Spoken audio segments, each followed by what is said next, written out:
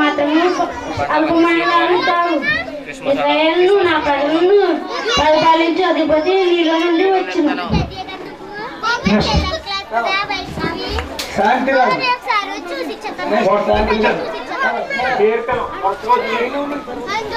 వాణి పేరుల నుండి అహంకారం ఎదిగి పల్లించెను.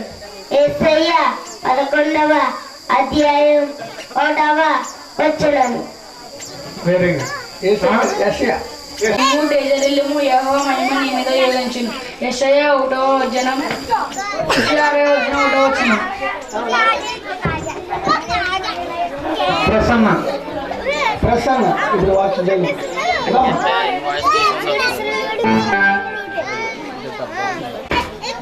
అయినను వేదన పొందిన దేశము మీద మొక్కు నిలవలేదు. పూర్వకాలమున ఆయన జబులోను దేశమును నఫ్తలి దేశమును అవమానపరిచెను. అంత్యకాలమున ఆయన సముద్ర ప్రాంతమును అనగా యొర్దాను అద్దరిని అన్యజనుల గలిలయ ప్రదేశమును మహిమగలదానిగా చేయుచున్నాడు. చీకటిలో నడిచి జనులు గొప్ప వెలుగు చూస్తున్నారు. మన చేయగల దేశం వాసుల మీద వెలుగు ప్రకాశించను. యెషయా 9:1-2 అధ్యాయాలు ఇచ్చిన వాక్యం దేవుడి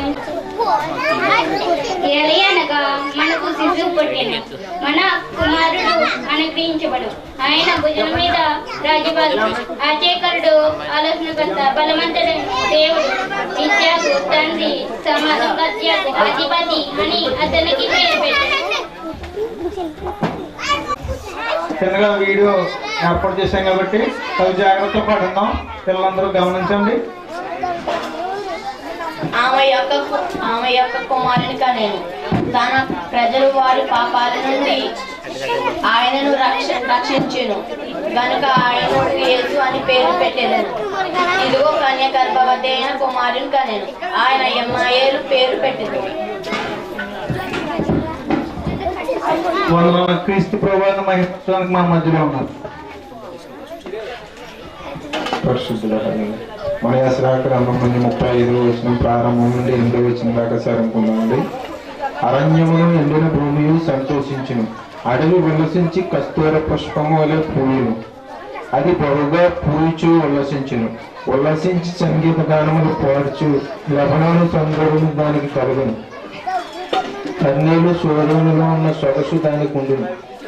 అవి యెహోవా మహిమను మన దేవుని తేజస్సును చూచును.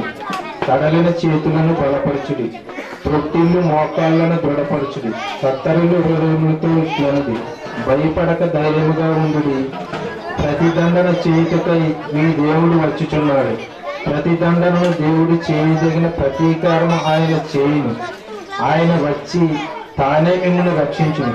గుడ్డివారి కన్నులు తెరవబడును, చెవిటివారి చెవులు విప్పబడును. కుంటివాడు గుడ్డివలే గంతులు వేయును, మోగవాని నాలుక పాడును. అరణ్యంలో నీళ్లు ఉబుకును.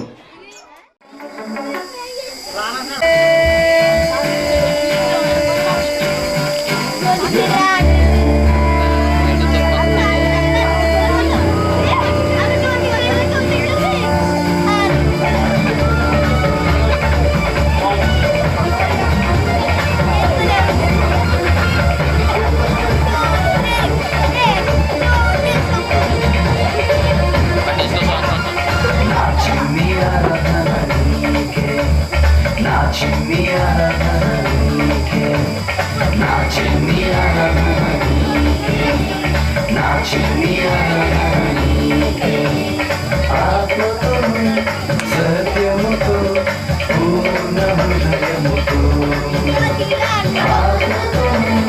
సత్యముతో పూర్ణ హృదయముతో నా చిన్ని ఆరాధనీకే, నా చిన్ని ఆరాధనీకే, నా చిన్ని ఆరాధనీకే, నా చిన్ని ఆరాధనీకే.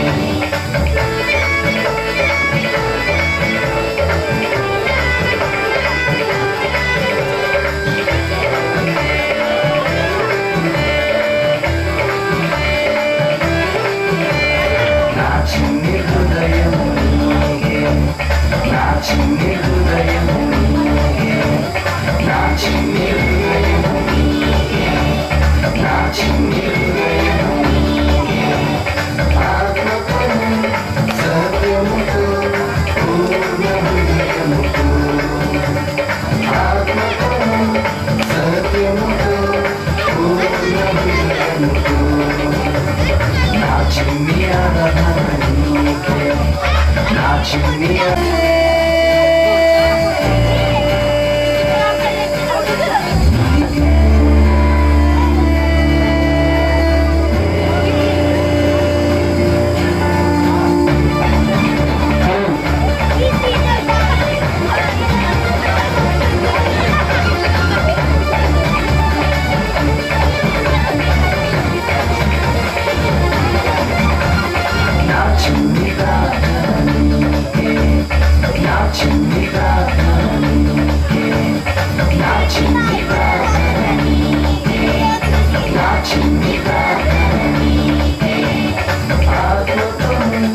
సత్యముతో పూర్ణ హృదయముతో ఆత్మతోను సత్యముతో పూర్ణ హృదయముతో నా చిన్ని ఆరాధనకే నా చిన్ని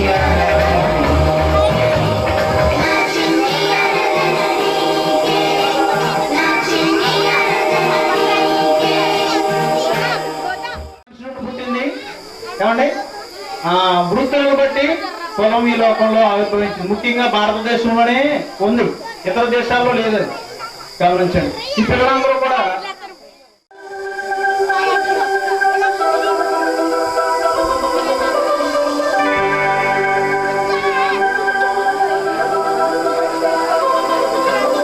Happy Christmas, Happy Christmas, Happy Christmas, Merry Christmas, Merry Christmas, Merry Christmas, Merry Christmas.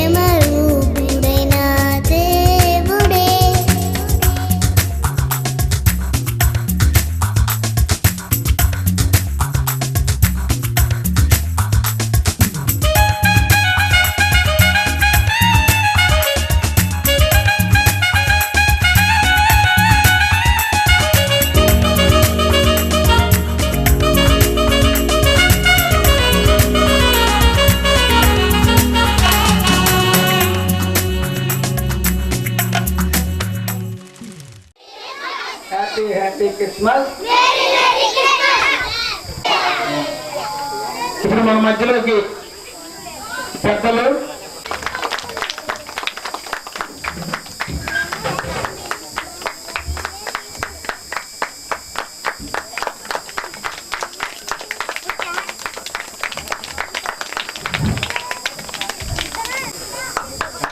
Photo photo photo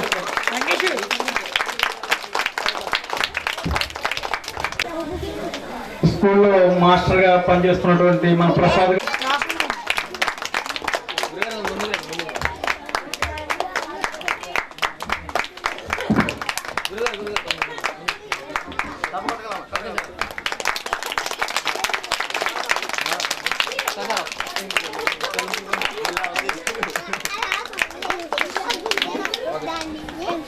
Christmas అంటే ఏమిటో 2 మాటలు మీకు చెప్పబోతున్నాను. ఏమండి? ఇప్పుడు క్రిస్మస్ అంటే ఏమిటి అని 2 మాటల్లో మీకు చెప్పబోతున్నాను. ఏమండి? 2 మాటల్లో చెప్పాలంటే ఏమండి మీకు చిన్న కథ చెప్తాను.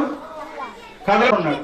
ఆ కుమారుడు తీసుకుని వెళ్ళి గ్యావం వేసి ఖాళీ టైంలో ఆ చేపను పడుతుండేవాడు నది ఒడ్డున. ఈలోగా డ్యూటీ చేస్తుండేవాడు. ఏమండి? మన జీవితంలో కూడా అనుకోకుండా అనేక సంభవాలు ఎదురవుతాయి. అదేవిధంగా ఆయన యథావిధిగా తన పని చేసుకుంటున్నాడు. ఈలోగా ట్రైన్ వస్తుంది. ట్రైన్ మీద ఎంతమంది ఉన్నారంటే చాలా మంది పాసింజర్స్ ఉన్నారు. ట్రైన్ లో పాసింజర్స్ ఉంటారు కదా, చాలా మంది ఉన్నారు. చాలా వారి పనిలో నిమగ్నం అయ్యారు. ఏమంటే ఫోన్ మాట్లాడుకుంటున్నారు. భోజనం చేసేవాళ్ళు భోజనం చేస్తున్నారు. ఎవరి పనిలో వాళ్ళు నిమగ్నమై ఉన్నారు. ట్రైన్ చాలా వేగంగా వస్తుంది. అది సూపర్ ఫాస్ట్ ఎక్స్ప్రెస్ కంటే ఫాస్ట్ గా వస్తుంది. ఒక్కంతగా ఎదురు చూస్తున్న ట్రాక్ మ్యాన్. ఈ లోపల తన చిన్నబ్బాయి ఆ నది ఒడ్డుకి వెళ్ళి ఏం చేస్తున్నాడు? చేపలు పడుతున్నాడు. పట్టి అక్కడ ఉండే ఆ ట్రాక్ దగ్గరికి వచ్చేసాడు. వచ్చేసరికి ఆ ట్రాక్ తిరిగి ఆ మధ్య భాగంలో వెళ్ళిపోయాడు అతను.